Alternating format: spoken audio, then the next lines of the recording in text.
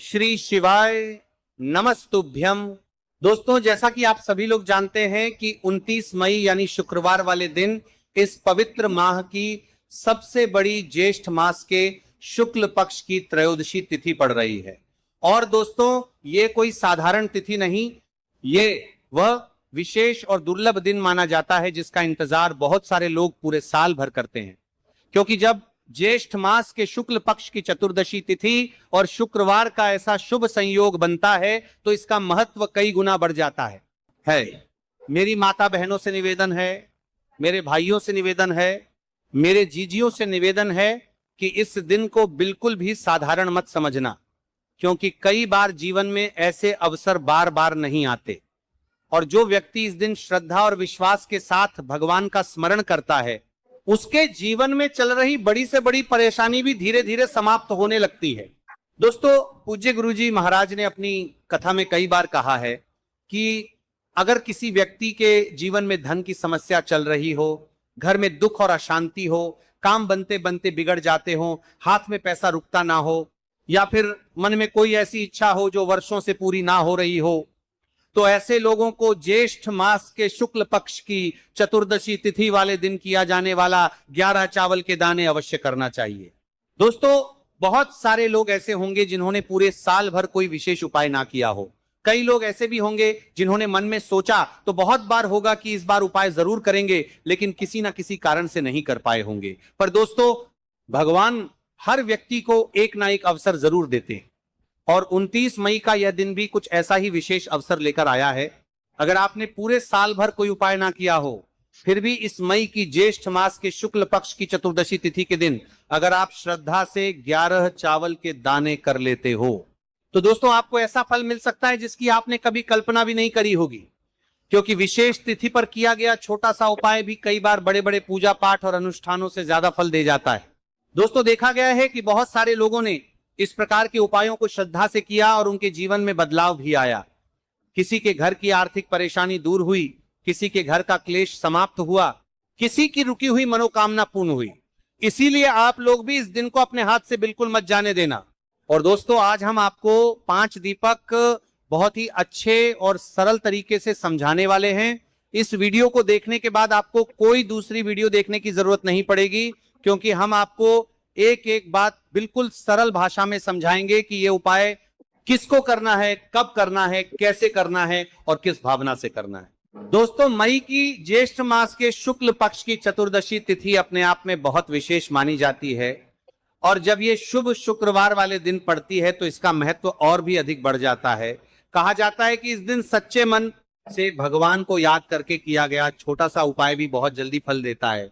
अगर आपके घर में किसी भी प्रकार की परेशानी चल रही हो, घर में धन नहीं टिकता हो, बार बार बीमारी आती हो, कामों में रुकावट आती हो, घर में तनाव और अशांति रहती हो, या फिर आपको खुद समझना आता हो कि आखिर समस्या किस कारण से चल रही, तो दोस्तों ऐसे में तुलसी लकड़ी आपके लिए बहुत लाभकारी माना जाता है। क्योंकि कई बार जीवन में कुछ ऐसे दोष और बाधाएं चल रही होती हैं जिनका कारण हमें पता भी नहीं होता, लेकिन विशेष तिथि पर श्रद्धा से किया गया उपाय धीरे धीरे उन नकारात्मक प्रभावों को भी कम करने लगता है। दोस्तों, इस दिन 11 चावल के दाने का महत्व और भी बढ़ जाता है, और जब कोई व्यक्ति इस उपाय को पूरे विश्वास और सच्चे मन से करता है तो भगवान उसकी प्रार्थना अवश्य सुनते हैं। इसलिए आप लोग इस उपाय को हल्के में मत लेना। तो चलिए दोस्तों, अब आगे वीडियो में हम आपको बताते हैं कि आखिर 5 दीपक को किस समय करना है, कौन कर सकता है, और इसे करने की सही विधि क्या रहने वाली है। लेकिन उससे पहले अगर आप लोग हमारे चैनल पर नए हैं तो चैनल को सब्सक्राइब जरूर कर लेना, वीडियो को लाइक कर देना, और कमेंट बॉक्स में श्री शिवाय नमस्तुभ्यंजर नमः शिवाय जरूर लिख देना। तो देखिए महाराज जी, अब हम बात कर लेते हैं 7 चावल के दाने, 5 आटे के दीपक सिर्फ आपकी साधारण मनोकामनाएं पूरी करेगा, बल्कि घर परिवार में शांति, सुख और समृद्धि का भी स्थायी साधन बनेगा। यह उपाय कोई कठिन साधना नहीं है। इसमें न तो बड़ी बड़ी सामग्री चाहिए, न ही जटिल अनुष्ठान। बस श्रद्धा चाहिए, भक्ति चाहिए और शुद्ध भाव चाहिए। याद रखिए, उपाय करते समय केवल एक ही संकल्प हो आपके मन में, हे भोलेनाथ, हे गणेश जी, हे माता लक्ष्मी, मैं आपकी शरण में आया हूं। मेरी समस्याएं दूर करो और मुझे सही मार्ग दिखाओ। सबसे पहले हम इस उपाय को करने के समय के बारे में बात कर लेते हैं, यानी कि आपको किस समय करना है। देखिए, उपाय का सही समय भक्तों, कोई भी उपाय तभी सिद्ध होता है जब वह सही समय पर किया जाए। इसलिए आज मैं आपको बहुत विस्तार से बताऊंगा कि यह उपाय कब और कैसे करना है। सुबह का समय, सबसे पहले हम इस समय के बारे में बात कर लेते हैं। प्रातः काल का समय शिव पूजन और उपाय के लिए सर्वश्रेष्ठ माना गया है। आप सुबह 7 बजे से 12 बजे के बीच इस उपाय को कर सकते हैं। अगर आपके पास जल्दी का समय है तो 7 से 8 बजे के बीच करना सर्वोत्तम है। सुबह सबसे पहले शिवलिंग पर जल चढ़ाया जाता है, इसलिए इस उपाय की शुरुआत भी जल से ही होगी। अब महाराज जी, हम बात कर लेते हैं विशेष प्रदोष काल के समय के बारे में। प्रदोष काल का समय कई माताएं, बहनें या घर के लोग सुबह के समय व्यस्त रहते हैं। ऐसे लोग इस उपाय को शाम के समय प्रदोष काल में कर सकते हैं। प्रदोष काल का समय साधारणतः सूर्यास्त से लगभग 2 घंटे पहले से 1 घंटे बाद तक माना जाता है। इस उपाय के लिए शाम 5 से 7 बजे तक का समय बहुत शुभ है। बरसात के मौसम में 7:30 या 8 बजे तक भी किया जा सकता है, लेकिन ये ध्यान रहे कि कई मंदिर 8 बजे बंद हो जाते हैं। अब यहीं पर कई सारे लोग हमसे ही प्रश्न कर लेते हैं कि महाराज जी, आप ही बता दीजिए कि सबसे उत्तम समय कौन सा है। तो देखिए, कौन सा समय चुने। अगर आप दोनों उपाय 31 चावल और 5 दीपक साथ करना चाहते हैं तो सुबह का समय चुने। अगर आप केवल दीपक वाला उपाय करना चाहते हैं तो प्रदोष काल का समय भी उत्तम है, लेकिन यदि मनोकामना की पूर्ति और संपूर्ण फल की इच्छा रखते हैं तो सुबह का समय सबसे श्रेष्ठ रहेगा। उपाय की सामग्री के बारे में जान लेते हैं। अब देखिए महाराज जी, हम अब बात कर लेते हैं 7 चावल के दाने वाले उपाय के बारे में। ठीक है, देखिए, आपको 5 आटे की दीपक और 7 चावल के दाने वाले उपाय को साथ में ही करना है, लेकिन सबसे पहले हम बात कर लेते हैं 7 चावल के दाने वाले उपाय के बारे में। 7 चावल के दाने 7 अंक का विशेष महत्व है। यह पूर्णता और 7 लोकों का प्रतीक है। ध्यान रहे, ये चावल शुद्ध और अखंड होने चाहिए। फूटे हुए या टूटा हुआ कोई भी दाना नहीं चलेगा। इन्हें आप अपने घर की रसोई से भी ले सकते हैं, लेकिन अगर घर के चावल टूटे फूटे हैं तो नजदीकी किराना या अनाज की दुकान से ताजे चावल ले आइए। 7 दाने अलग कर एक छोटी कागज की पुड़िया या पूजा की डिब्बी में रख लीजिए। अब देखिए महाराज जी, हमारे 7 चावल के दाने तो हो गए, यानी कि आपके 7 चावल के दाने निकल कर रख लेना है। अब हम बात करते हैं कि वो लेते हैं 5 आटे के दीपक के बारे में। 5 आटे के शुद्ध दीपक, 5 आटे के दीपक, ये दीपक साधारण गेहूं के आटे से बनाए जाएंगे। दीपक बनाते समय इसमें न नमक मिलाना है न हल्दी, आटे से बस सादा शुद्ध दीपक बनाना है। हर दीपक में गोल बत्ती की रुई का प्रयोग करना है। तेल इतना भरें कि दीपक पूरे उपाय के समय तक प्रज्वलित रहे। तेल आप सरसों या तिल का ले सकते हैं, ये दोनों ही भगवान शिव और देवी देवताओं को प्रिय है। कई सारे लोगों के मन में यहां प्रश्न भी रहता है, तो देखिए, इन उपायों को तो करना ही है। बाकी यदि कोई अन्य सामग्री लेकर जाना चाहते हैं तो वो भी लेकर की जा सकता है। यदि आप सुबह के समय इस उपाय को करोगे तो आपको सबसे पहले एक शुद्ध 1 लोटा जल अवश्य लेकर जाना है। सबसे पहले महादेव की शिवलिंग पर आपको 1 लोटा जल समर्पित करना है, क्योंकि सुबह का समय है, इसलिए शिव जी की शिवलिंग पर जल चढ़ेगा। उसके पश्चात हमें इस उपाय को करना है। अब जैसे कि कोई अन्य सामग्री लेकर के जाना चाहता है, बेलपत्र, पुष्प, चंदन या धूप अगर आप साथ ले जाना चाहें तो और भी उत्तम, पर याद रहे यह सिर्फ अन्य सामग्री है। मुख्य सामग्री सिर्फ 7 चावल, 5 आटे के दीपक। तो अब देखिए महाराज जी, हम सबसे पहले बात कर लेते हैं 5 आटे के दीपक बनाने की विधि, यानी कि आपको क्या क्या सामग्री मिलनी है और क्या नहीं मिलनी है। कई सारे लोग गलत तरीके से भी बनाते हैं। तो देखिए, अब सबसे पहले गेहूं के आटे को एक साफ बर्तन में लीजिए, इसमें पानी डालकर हल्का सा गूंथ लीजिए। ध्यान रहे, आटा बहुत सख्त भी ना हो और बहुत ढीला भी ना हो। अब इससे 5 छोटे दीपक बनाएं। दीपक बनाने का भाव होना चाहिए, हे प्रभु, ये दीपक मेरे जीवन के अंधकार को मिटाने के लिए है। हर दीपक के बीच में जगह बनाइए ताकि उसमें रुई की बत्ती रखी जा सके। अब रुई से 5 गोल बत्तियां बनाइए, दीपकों में बत्तियां रखकर उन्हें तेल से भर दीजिए। तेल इतना होना चाहिए कि जब तक आप पूरा उपाय कर लें दीपक जलते रहें।